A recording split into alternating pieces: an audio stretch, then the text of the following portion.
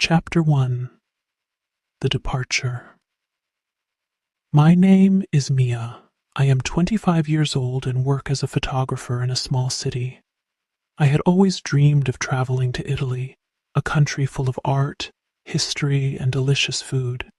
I had saved money for almost a year, and finally the day arrived. I was going to Italy.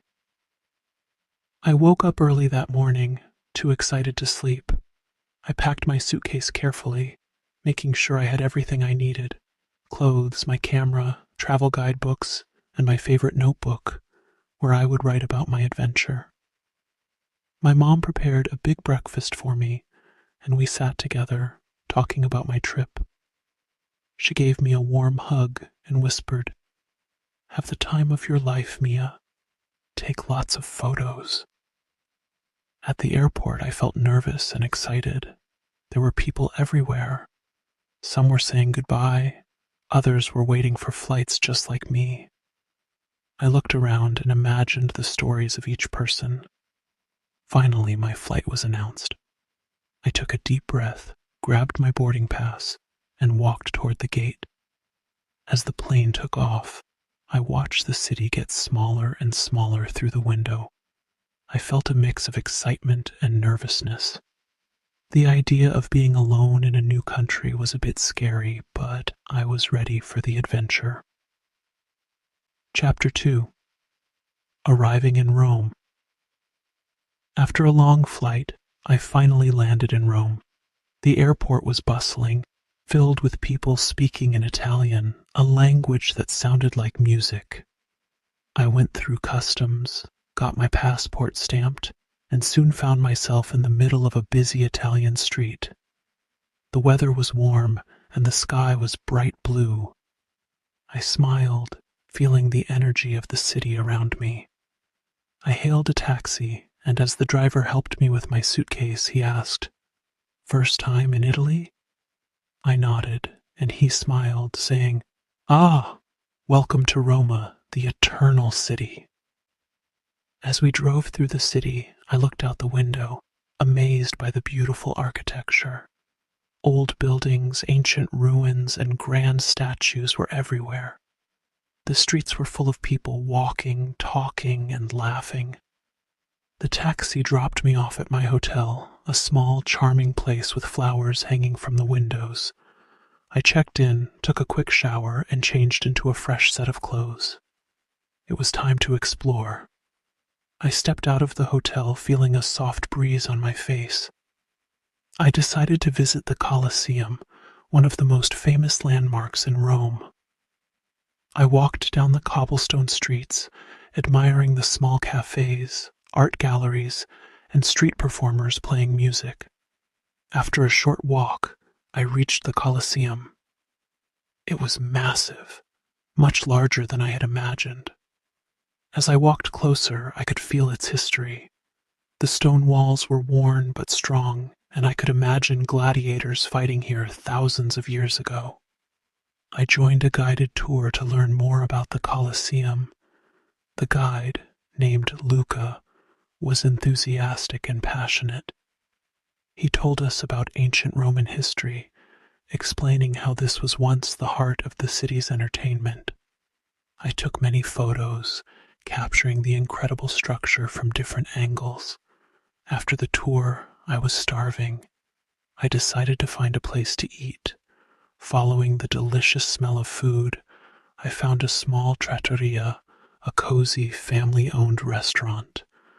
I sat at a table outside, under a large umbrella, and a waiter soon brought me a menu. I decided to try something traditional, a plate of spaghetti carbonara and a fresh Italian salad. When the food arrived, I couldn't believe the smell. It was amazing.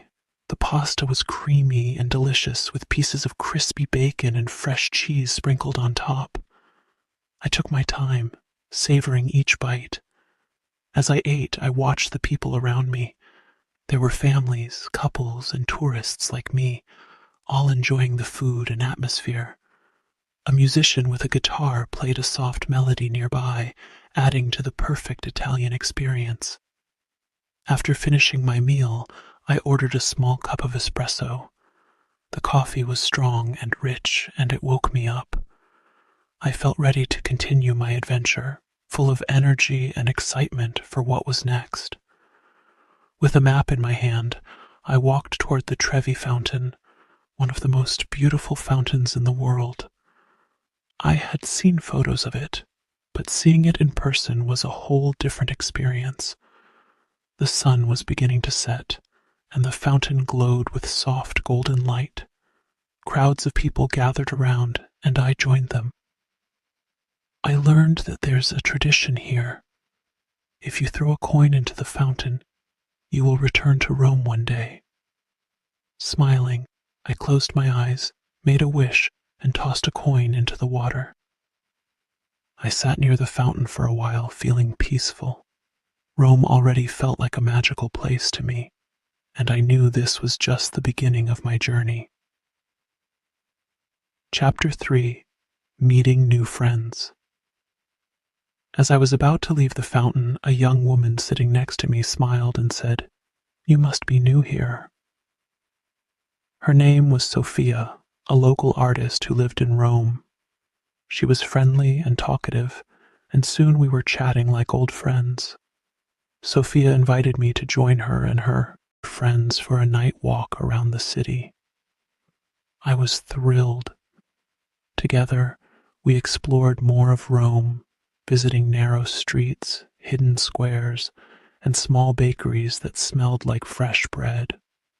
We talked about everything, from my life back home to Sophia's art and the beauty of Rome.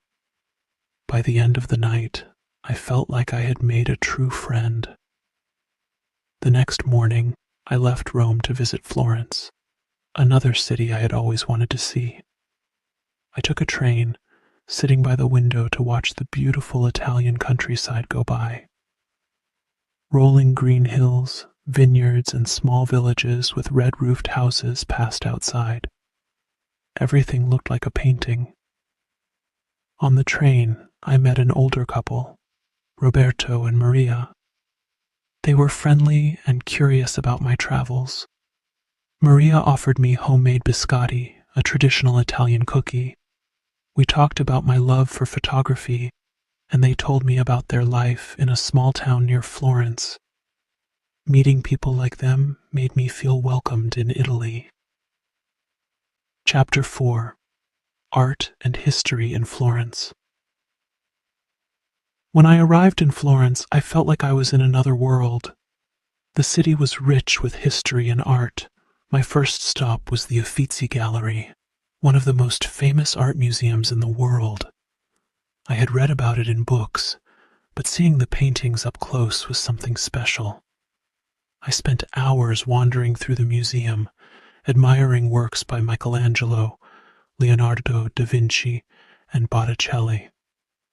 I especially loved The Birth of Venus, a painting so beautiful and detailed it took my breath away. After the museum, I strolled to the Piazza della Signoria, a large square filled with statues and people. I bought a gelato, choosing pistachio and strawberry flavors, and sat on a bench, enjoying every bite.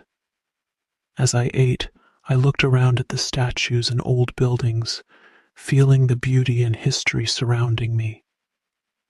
Later in the day, I received a message from Sophia, the friend I met in Rome. She was coming to Florence with some friends and invited me to join them for dinner. I happily agreed. We met at a cozy restaurant near the Arno River. Sophia introduced me to her friends, Luca, Marco, and Chiara. They were all artists, and each had a passion for something unique. Luca loved photography like me. Marco was a sculptor, and Chiara painted landscapes. Our dinner was full of laughter and conversation. We shared pasta al pesto, bruschetta, and a big plate of tiramisu for dessert. They taught me a few Italian phrases, and I taught them some English. By the end of the night, I felt like I had known them for years. Chapter 5: A Dream Come True. The next morning, I decided to visit Ponte Vecchio, a famous old bridge in Florence lined with small jewelry shops. Walking across the bridge was like stepping back in time. The shops had beautiful sparkling necklaces, rings, and bracelets. I treated myself to a small silver ring to remember my journey in Italy. Afterward, I took a walk up to Piazzale Michelangelo, a viewpoint that overlooked the entire city. As I reached the top, I gasped.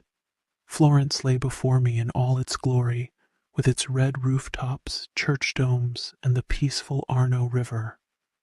I took out my camera, snapping photos to capture the moment. I sat there looking at the city and feeling grateful for everything I had experienced. This was a dream come true, and I wanted to remember every detail. Sophia invited me to her family's home in the countryside near Florence for my last weekend in Italy. Her family owned a small farmhouse surrounded by olive trees and vineyards. The air was fresh and the landscape was quiet and peaceful. Her mother, a kind woman named Rosa, welcomed me with open arms and a warm smile. That evening we had a family dinner outside under the stars. The table was filled with homemade food, fresh bread, cheese, olives, tomatoes, and a dish called risotto al tartufo, or truffle risotto.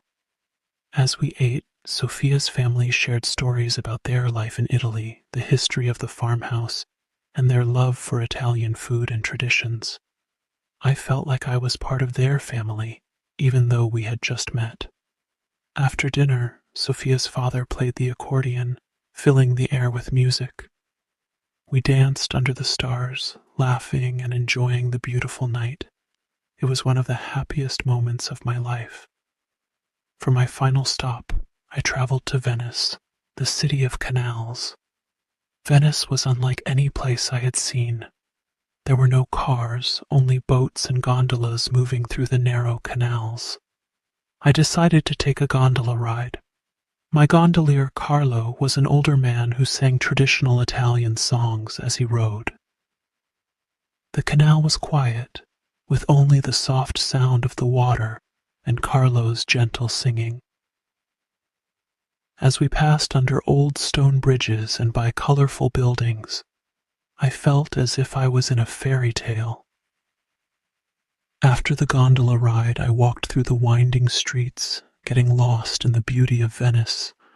I bought some souvenirs, a delicate glass necklace and a small mask, famous items from Venice.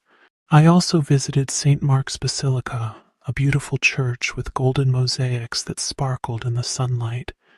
In the evening, I sat by the Grand Canal, watching the sunset. The sky turned pink and orange, reflecting on the water, and I felt a sense of peace and happiness. Chapter 6. Goodbye, Italy. As my journey came to an end, I felt bittersweet. Italy had become a special place in my heart, and I wasn't ready to leave. I had made wonderful friends, seen incredible art and history, tasted delicious food, and learned so much about the Italian way of life. On my last night, I wrote in my notebook, capturing every memory, every moment of joy, and every new thing I had experienced. I wrote about Sophia, her family, the cities, the countryside, and the sunsets I had seen. Italy had given me a gift, not just in memories, but in a new way of seeing the world. At the airport, I hugged Sophia and her friends goodbye. "You have a family in Italy now," Sophia said, smiling. As the plane took off, I looked out the window, watching Italy fade into the distance. I knew I would return one day, but for now, I had a suitcase full of memories and a heart full of joy. Vocabulary for beginners. 1. Excited, feeling very happy and eager. Example: I was excited to start my journey to Italy. 2. Suitcase. A large bag for traveling, used to hold clothes and other items. Example: I packed my suitcase with everything I needed. 3. Explore to travel through a place to learn about it. Example: I wanted to explore Rome and see all its famous sights. 4. Delicious, very tasty. Example: the food at the trattoria was delicious. 5. Traditional, something that is part of a long-established culture or custom. Example: I tried a traditional Italian dish called spaghetti carbonara. 6. Guided tour, a trip through a place with a guide to explain things. Example: I took a guided tour of the Colosseum. 7. Sunset, the time in the evening when the sun goes down. Example: the sunset made the Trevi fountain glow beautifully.